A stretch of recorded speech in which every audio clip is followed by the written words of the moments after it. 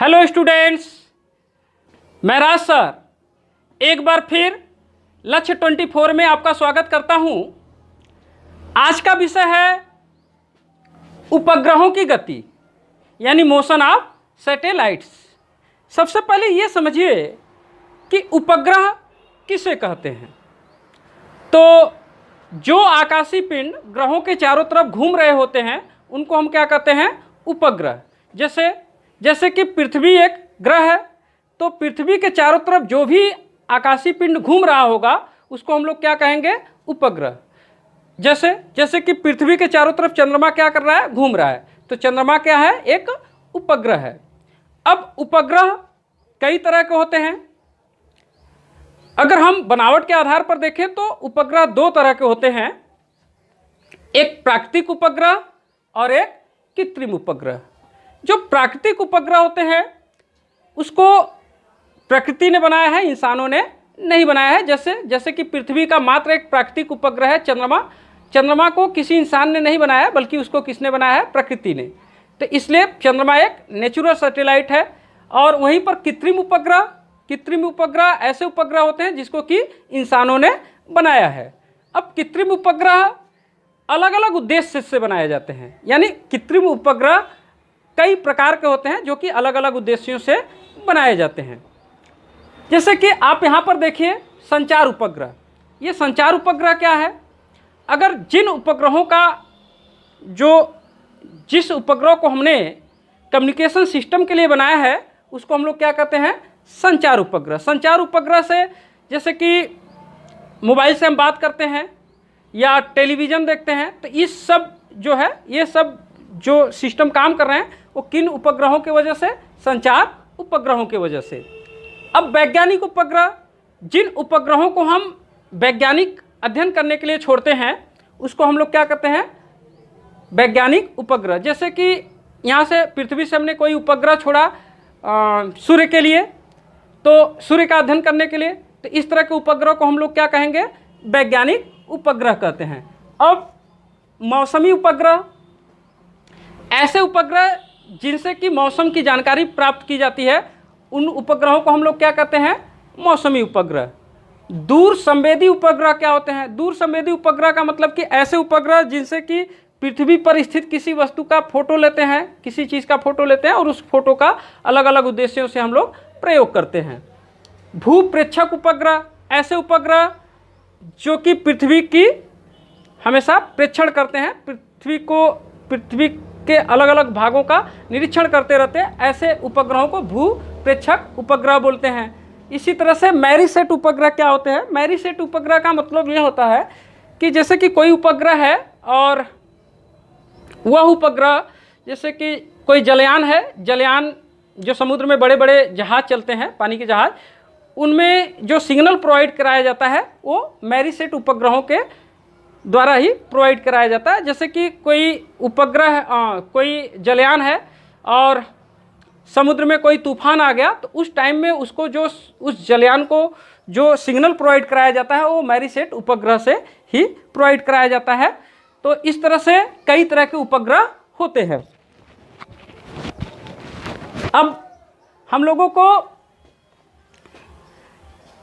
एक चीज़ यहाँ पर ध्यान देना है कि परीक्षा में अक्सर एक प्रश्न पूछा जाता है कि जो उपग्रह होते हैं, यानी पृथ्वी के चारों तरफ जो आकाशीय पिंड घूम रहे होते हैं, वो अभिकेंद्र बल से बंधे होते हैं पृथ्वी से। तो अभिकेंद्र बल के कारण वो पृथ्वी पर क्यों नहीं गिर जाते हैं। तो पहले अभिकेंद्र बल को समझ लीजिए। जैसे कि आप किसी रस्सी से किसी पत्थर के टुकड़े को बांध करके इस तरह से गोल गोल आप घुमाइए, तो जब तक रस्सी उस पत्थर को केंद्र की तरफ खींच रहा होगा तब तक वो गोल गोल घूमेगा। जैसे ही आप रस्सी छोड़ देंगे वो पत्थर क्या होगा, बाहर निकल जाएगा। तो ये जो किसी चीज़ को घूमने के लिए एक केंद्र की तरफ बल लगता है उसी को हम लोग क्या कहते हैं, अभिकेंद्र बल। तो पृथ्वी, जैसे कि हमारी मान लीजिए पृथ्वी है और ये कोई उपग्रह है, तो ये उपग्रह पृथ्वी के चारों तरफ इस तरह से क्या कर रहा है, गोल गोल घूम रहा है, वृत्तीय गति में घूम रहा है। तो वृत्तीय गति में घूमने की वजह से, अभिकेंद्र बल की वजह से इसको पृथ्वी पर गिर जाना चाहिए, लेकिन अभिकेंद्र बल की वजह से इसको पृथ्वी पर गिर जाना चाहिए, लेकिन ये पृथ्वी पर गिरता नहीं है। तो अगर आपसे पूछा जाए कि कोई उपग्रह पृथ्वी पर वृत्तीय गति करते हुए अभिकेंद्र बल के कारण पृथ्वी पर क्यों नहीं गिर जाता है? तो आप उसका जवाब देंगे कि पृथ्वी की वक्रता के कारण। ये बच्चे अक्सर इसको रट लेते हैं लेकिन इसको समझने का प्रयास नहीं करते हैं। इसको आपको समझना है अच्छी तरह से। कैसे समझिए इसको? जैसे कि मान लीजिए ये पृथ्वी हमने बनाया हुआ है और पृथ्वी से कुछ 100 किलोमीटर पर एक उपग्रह को हम ले गए और उस उपग्रह को 8 किमी प्रति सेकेंड का क्षैतिज वेग दे दिया। ठीक, तो क्षैतिज वेग दे देने के बाद वह उपग्रह पृथ्वी के चारों तरफ गोल गोल घूमने लगेगा। अब ध्यान दीजिएगा, ये जैसे कि उपग्रह है, पहले यहाँ था, अब अभिकेंद्र बल के वजह से ये वृत्तीय गति कर रहा है, यानी अभिकेंद्र बल की वजह से यह उपग्रह इस पॉइंट से गति करते हुए यस पर आया, फिर टी पर आया, फिर यू पर आया। इस तरह से वह वृत्तीय गति कर रहा है, यस टी यू से होते हुए इसी तरह से तमाम पॉइंट से होते हुए वृत्तीय गति पर चल रहा है। अगर सपोज करिए कि अगर इसको अभिकेंद्र बल नहीं मिल रहा होता तो ये उपग्रह फिर क्या करता, यहाँ से सीधा इस तरह से निकल जाता, यानी अभिकेंद्र बल के अभाव में यह उपग्रह P फिर Q फिर R पॉइंटों से होते हुए सीधा निकल जाता। तो अब आप समझिए इसको कि अगर अभिकेंद्र बल नहीं है तो वह P पॉइंट पर होता, अगर अभिकेंद्र बल है तो इसलिए वह किस पॉइंट पर है, यस पॉइंट पर। तो इसका मतलब कि अभिकेंद्र बल के वजह से उपग्रह P से कहाँ पर कितना नीचे गिर गया है, यस, यानी इतनी दूरी वह गिर गया है। अब यहाँ पर जैसे पहुँचता है तो अगर अभिकेंद्र बल होगा तो वह T पर होगा, अगर अभिकेंद्र बल नहीं होता तो वह कहाँ पर होता, Q पर। तो यानी अभिकेंद्र बल की वजह से वह Q से T इतनी दूरी क्या कर दिया है, गिर गया है। इसी तरह से अगर अभिकेंद्र बल होगा तो वह U पर होगा, अगर अभिकेंद्र बल नहीं होता तो वह सीधा कहाँ पर होता, R पर। इस तरह से वह कितना दूर, इतना दूर गिर गया है। तो यानी कि अभिकेंद्र बल के वजह से उपग्रह हमेशा पृथ्वी की तरफ क्या कर रहा है, गिर रहा है। लेकिन वो फिर भी पृथ्वी पर क्यों नहीं गिर रहा है? क्योंकि ये पृथ्वी की वक्रता, ये जो पृथ्वी की वक्रता है, टेढ़ापन है, ये जो पृथ्वी के टेढ़ापन है, वक्रता है, इसी वक्रता के कारण ये पृथ्वी पर क्या कर रहा है, नहीं गिर रहा है। एक्चुअल में कोई उपग्रह अभिकेंद्र बल के कारण पृथ्वी पर हमेशा गिर रहा होता है, लेकिन पृथ्वी की वक्रता के कारण ही वह पृथ्वी पर आके नहीं गिरता है। तो ये बात आपको ध्यान रखना है, इसको रटने की जरूरत नहीं है। अब इसके आगे कुछ बातों को आपको और ध्यान देने की ज़रूरत है। तो यहाँ से एक बात आपने क्लियर कर लिया कि उपग्रह अभिकेंद्र बल के कारण पृथ्वी पर क्यों नहीं गिरते, पृथ्वी की वक्रता के कारण। अब उपग्रह की चाल और परिक्रमण काल किस बात पर निर्भर करता है? अगर मैं ये कहूँ कि ये पृथ्वी है और पृथ्वी के चारों तरफ ये कोई उपग्रह है, इस तरह से चारों तरफ इसके घूम रहा है, तो ये उपग्रह का जो कक्षीय चाल है और इसका परिक्रमण काल का मतलब रेवोल्यूशन पीरियड, यानी एक चक्कर में लगा हुआ समय। तो इसके एक चक्कर में लगा हुआ समय और इसकी जो ये स्पीड है, कक्षीय स्पीड है, ऑर्बिट का स्पीड है, ये किस बात पर निर्भर करेगा? तो आपको थोड़ा सा पीछे जाइए और याद करिए कि आपको केपलर लॉ पढ़ाया गया था, तो उसमें आपने सेम वही नियम यहाँ पर भी लागू होता है। जैसे कि उपग्रह पृथ्वी से जितने दूर होंगे उनकी कक्षीय चाल उतना ही धीमे होगी। धीमे होने का मतलब कि उतने ही देर में वो एक चक्कर करेगा, यानी उपग्रह पृथ्वी तल से जितना ही दूर होगा उसका परिक्रमण काल उतना ही ज़्यादा होगा।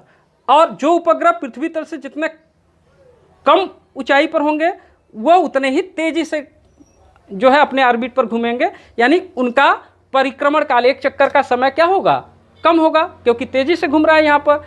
तो इस तरह से आप देखिए तो उपग्रह की चाल तथा परिक्रमण काल किस बात पर निर्भर करता है, पृथ्वी तल से ऊंचाई पर निर्भर करता है। ये परीक्षा में कभी कभी आपसे पूछता है, तो केपलर लॉ यहाँ पर भी लागू होगा।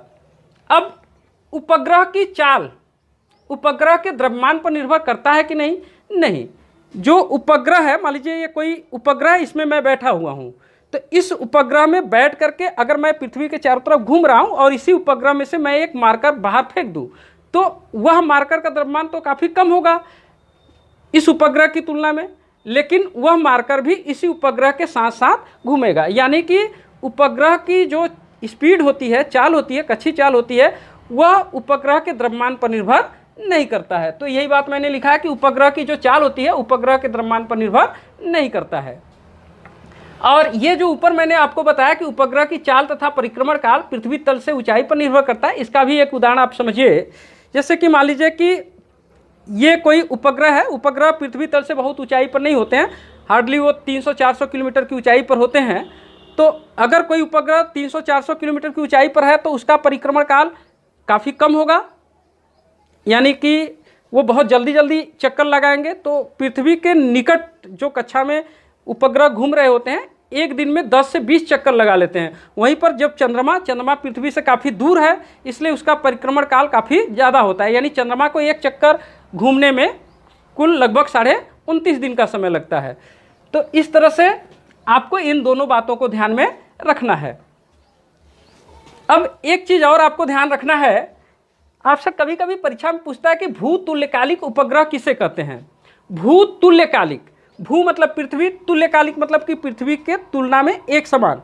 तो भूतुल्यकालिक उपग्रह ऐसे उपग्रह होते हैं, जैसे कि मान लीजिए ये पृथ्वी है, पृथ्वी इस तरह से घूम रही है अपनी धुरी पर, तो ये पृथ्वी 24 घंटे में एक चक्कर इस तरह से घूम जाती है।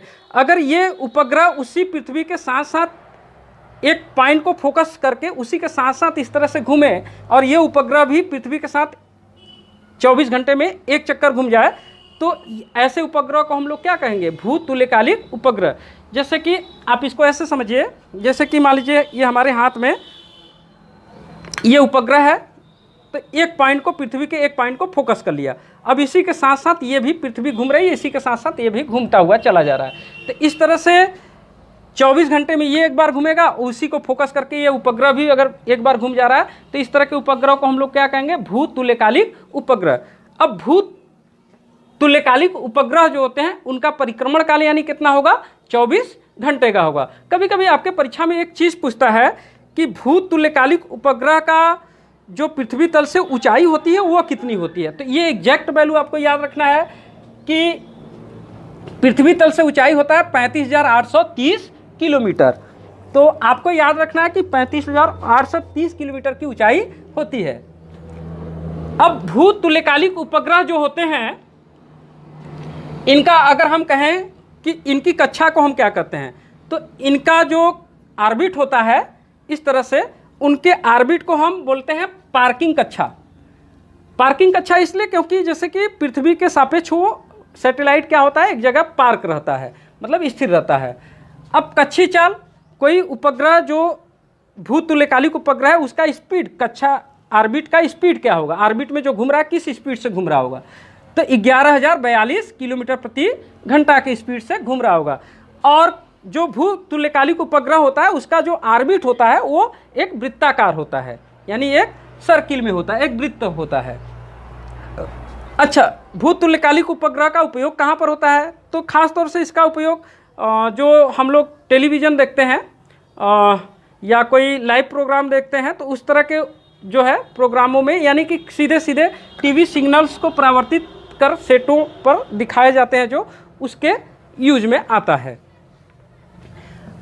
ये तो रहा भूतुल्यकालिक उपग्रह।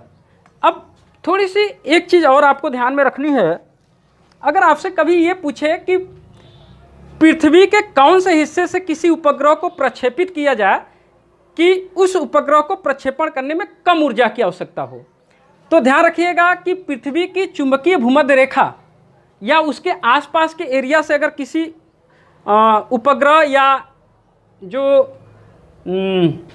अंतरिक्ष यान है उसको अगर आप प्रक्षेपित करते हैं तो कम ऊर्जा की आवश्यकता होगी। तो ये बात आपको ध्यान में रखनी है कि पृथ्वी की चुंबकीय भूमध्य रेखा या इसके आसपास स्थित स्थानों से उपग्रहों या अंतरिक्ष यानों को प्रक्षेपित करने पर कम ऊर्जा लगानी पड़ती है। अब 2-3 बातें आपको बहुत इंपॉर्टेंट है, परीक्षा में बार बार इसके बारे में पूछा जाता है, क्या कि जो क्षैतिज वेग होता है और कक्षीय वेग होता है उसमें क्या संबंध होता है। पहले क्षैतिज वेग और कक्षीय वेग को समझिए। जैसे कि ये मान लीजिए पृथ्वी पर कोई उपग्रह है, तो सबसे पहले इसको हमको पृथ्वी से ऊपर ऐसे भेजना पड़ेगा दूर, और उसके बाद पृथ्वी से दूर भेजने के बाद इसको एक क्षैतिज वेग इस तरह से देना होगा। इस तरह से जब आप इसको क्षैतिज वेग देंगे तो उस क्षैतिज वेग की वजह से फिर ये इस तरह से इसके चारों तरफ घूमने लगेगा। तो जो आपने ऐसे वेग दिया उसको क्षैतिज वेग कहेंगे, और उसके बाद जब ये पृथ्वी के चारों तरफ इस तरह से घूमने लगेगा तो उसको फिर हम क्या बोलेंगे, कक्षीय वेग। तो कक्षीय वेग और क्षैतिज वेग में क्या संबंध होता है, ये परीक्षा में बार बार पूछा जाता है। अच्छा, अब देखिए, पहले उपग्रह है, इस उपग्रह को आपने पृथ्वी से दूर भेजा, उसके बाद इसको क्षैतिज वेग दे दिया। जो क्षैतिज वेग दिया और वह क्षैतिज वेग अगर अधिक है, और किससे अधिक है, कक्षीय वेग से अधिक है, तो उस कंडीशन में जो उपग्रह है वह दीर्घवृत्ताकार कक्षा में गति करेगा। दीर्घवृत्ताकार कक्षा में गति करने का मतलब कि वह कभी पृथ्वी के पास होगा तो कभी पृथ्वी से दूर होगा, कभी पृथ्वी के पास होगा तो कभी पृथ्वी से काफ़ी दूर होगा। तो इस तरह से दीर्घवृत्ताकार कक्षा में गति करेगा। दीर्घवृत्ताकार कक्षा में गति करने का मतलब क्या है, जब पृथ्वी के पास में होगा तो इसकी स्पीड ज़्यादा होगी, और पृथ्वी से जब दूर होगा तो इसकी स्पीड क्या होगी, कम होगी। तो आप ध्यान रखिएगा कि जब क्षैतिज वेग ज़्यादा हो, किससे, कक्षीय वेग से, तो उस समय वह दीर्घवृत्ताकार कक्षा में गति करेगा और उपग्रह की चाल हमेशा क्या होगी, बदलती रहेगी। अब यहीं पर एक प्रश्न आपके सामने ये रखा जा सकता है कि अगर जो क्षैतिज वेग है, जो हमने इस तरह से क्षैतिज वेग दिया, अगर ये पलायन वेग से ज़्यादा होता तब क्या होता।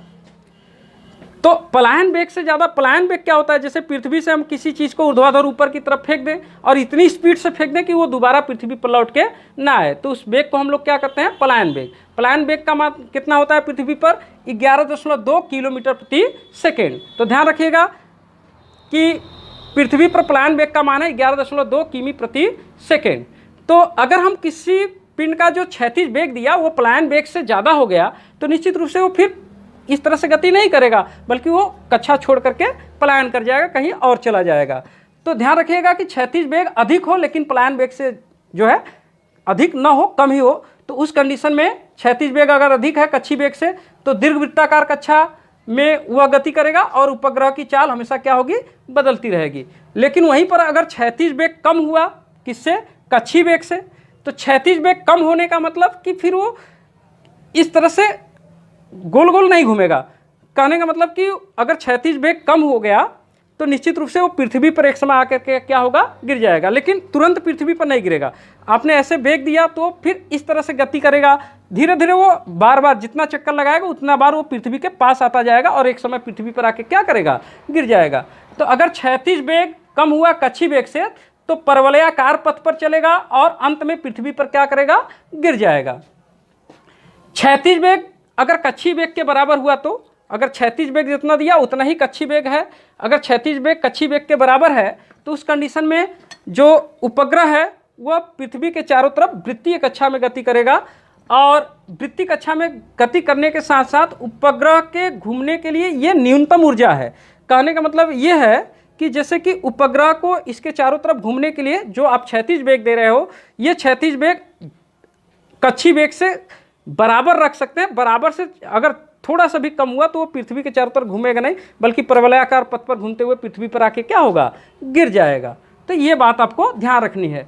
एक बात यहीं पर आपको और ध्यान रखनी है, अगर आपसे मैं ये कहूँ कि कोई उपग्रह है और पृथ्वी के चारों तरफ इस तरह से घूम रहा है, अगर उसका मैं कक्षीय चाल जो है जस्ट 2 गुना कर दूं, स्पीड उसका का गुना कर दूं, 2 गुना, तो उस कंडीशन में क्या होगा, उस कंडीशन में वो क्या करेगा, 2 गुना स्पीड अगर उसका आपने कर दिया तो वो पलायन कर जाएगा, यानी अपनी कक्षा छोड़ करके पलायन कर जाएगा। उस बात को भी मैंने यहाँ पर लिखा है, किसी उपग्रह की कक्षीय चाल 2 गुना किया जाए तो वह उपग्रह अपनी कक्षा छोड़कर क्या करेगा, पलायन कर जाएगा।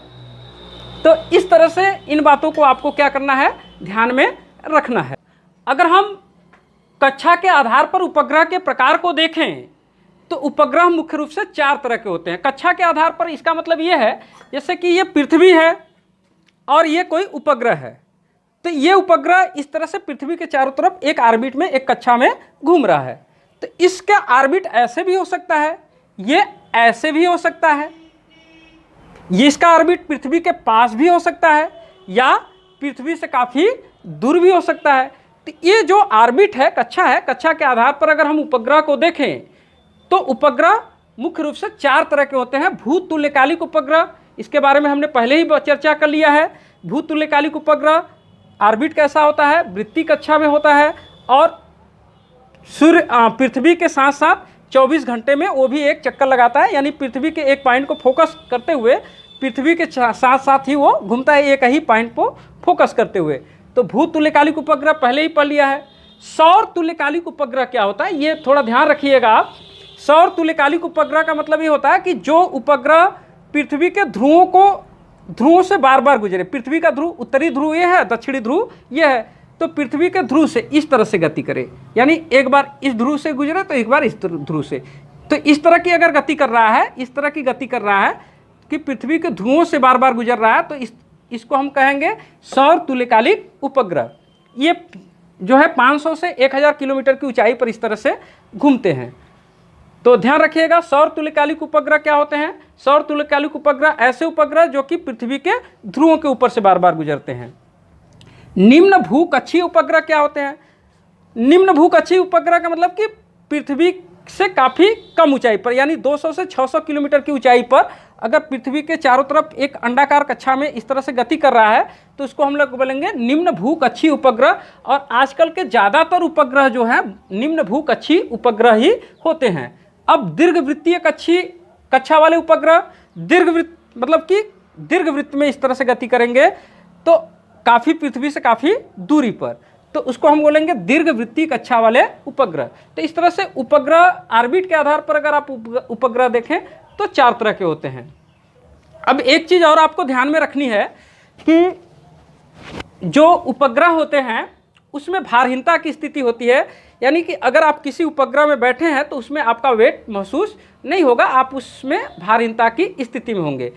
देखिए भारहीनता की स्थिति कहाँ पर आती है, जैसे कि आप किसी लिफ्ट में खड़े हैं और लिफ्ट की डोरी एकाएक टूट जाए तो उसमें आपको अपना वेट महसूस नहीं होगा। ऐसा क्यों है, जैसे कि ये अगर मैं शीशी अपने हाथ पर रखा हूँ तो शीशी का वजन मेरे हाथ को महसूस हो रहा है, लेकिन ये वजन क्यों महसूस हो रहा है, क्योंकि ये मेरे हाथ पर शीशी एक दबाव डाल रही है और इसके अगेंस्ट में हमारा हाथ जो है इस पर एक प्रतिक्रिया बल लगा रहा है, जिसके वजह से इसका भार हमको महसूस हो रहा है। अगर नीचे वाला प्रतिक्रिया बल ही 0 हो जाए तो क्या होगा, भार क्या होगा, महसूस नहीं होगा। इस जैसे कि ये बहुत तेज़ी से इस तरह से नीचे गिरेगा तो जो प्रतिक्रिया बल ऊपर की तरफ लग रहा है वो लगेगा ही नहीं, इसकी वजह से इसका भार क्या होगा, 0 हो जाएगा। तो उपग्रहों में भारहीनता की स्थिति होती है, इसीलिए तो जो अंतरिक्ष यात्री होते हैं वो अपना खाना एक ट्यूब में ले जाते हैं और उसको अपने मुंह में ऐसे डाल करके ट्यूब दबा देते हैं और खाना खा लेते हैं। जैसे उनको अगर गिलास में पानी ऐसे पीना हो तो पानी की बूंदें उस पूरे जो सैटेलाइट है उपग्रह उसमें फैल जाएंगी, उसको पी नहीं पाएंगे। तो ध्यान रखिएगा कि उपग्रहों में भारहीनता की स्थिति होती है। अब आप कहेंगे सर चंद्रमा भी तो एक उपग्रह है, तो उस चंद्रमा पर भारहीनता की स्थिति क्यों नहीं है, क्योंकि चंद्रमा का खुद का अपना द्रव्यमान ज़्यादा है, इसकी वजह से ऐसा नहीं है। चंद्रमा के बारे में हम लोग आगे डिटेल करेंगे। उपग्रहों की बंधन ऊर्जा। बंधन ऊर्जा का मतलब क्या है, जैसे कि ये हमारा पृथ्वी है और ये मान लीजिए कोई उपग्रह है, तो ये पृथ्वी के चारों तरफ इस तरह से घूम रहा है। तो घूम रहा है, कब तक घूमेगा, जब तक कि पृथ्वी इसको एक ऊर्जा से बांधे रहेगा। तो पृथ्वी जितनी ऊर्जा से इसको बांधे रहेगा वो इसकी बंधन ऊर्जा होगी। अगर हम इसको इतना ऊर्जा दे दें कि ये पृथ्वी की कक्षा को छोड़ करके क्या हो, चला जाए, तो जितनी ऊर्जा की आवश्यकता होगी इसकी कक्षा को छोड़ करके जाने के लिए, वही ऊर्जा इसकी क्या कहलाएगी, बंधन ऊर्जा। तो अब कभी कभी आपसे परीक्षा में एक प्रश्न पूछता है कि उपग्रह की कुल ऊर्जा क्या होती है। तो देखिए किसी भी उपग्रह की टोटल ऊर्जा जो होती है वो ऋणात्मक होती है। ऋणात्मक होने का एक अर्थ है, इस अर्थ को समझने से पहले आप एक चीज़ को समझिए। जैसे कि पृथ्वी के चारों तरफ ये उपग्रह इस तरह से गति कर रहा है, तो इसमें गति कर रहा है तो इसमें गतिज ऊर्जा होगी, प्लस पृथ्वी इसको खींच रहा है तो इसके खिंचाव के वजह से इसमें स्थितिज ऊर्जा होगी। तो अनंत पर किसी, देखिए गतिज ऊर्जा तो कभी भी 0 नहीं हो सकता है, 0 तो हो सकता है लेकिन ऋणात्मक तो नहीं हो सकता है। और यानी कि अनंत पर कुल ऊर्जा, स्थितिज ऊर्जा और गतिज ऊर्जा का मान 0 होता है। तो अब हम कह रहे हैं कि इसकी जो उपग्रह की कुल ऊर्जा है वह ऋणात्मक है। ऋणात्मक होने का अर्थ यह है कि इसको इस पृथ्वी के बाउंडेशन बल से, अगर पृथ्वी के बंधन ऊर्जा से इसको हटाना है तो इसको हमको ऊर्जा देना पड़ेगा। जैसे हम इसको ऊर्जा देंगे ये ऋणात्मक ऊर्जा फिर क्या होगा, धीरे धीरे 0 हो जाएगा, और 0 होने का मतलब ये फिर कक्षा को छोड़ करके चला जाएगा। तो इसलिए ये ध्यान रखिएगा कि अगर उपग्रह की कुल ऊर्जा की बात किया जाए तो उपग्रह की कुल ऊर्जा ऋणात्मक होती है और अनंत पर स्थितिज ऊर्जा, गतिज ऊर्जा का मान क्या होता है, 0 होता है। ऋणात्मक होने का अर्थ है, कुल ऊर्जा ऋणात्मक होने का अर्थ है उपग्रह को अनंत पर भेजने के लिए, अर्थात कुल ऊर्जा को 0 करने के लिए हमें उपग्रह को ऊर्जा देनी होगी। तो ये बात विज्ञान का है। अगर यहाँ पर नहीं समझ में आता है तो आपको विज्ञान में इसलिए इसको और अच्छे तरीके से समझाया जाएगा। तो ये आज हम लोगों ने उपग्रहों की गति के बारे में बात किया। अगर आपको वीडियो अच्छा लगता है तो निश्चित रूप से आप चैनल को सब्सक्राइब कर लिया करिए और लाइक भी कर लिया करिए अगर लाइक करने का मन करे तो आज के लिए बस इतना ही। वीडियो देखने के लिए आपका बहुत बहुत धन्यवाद।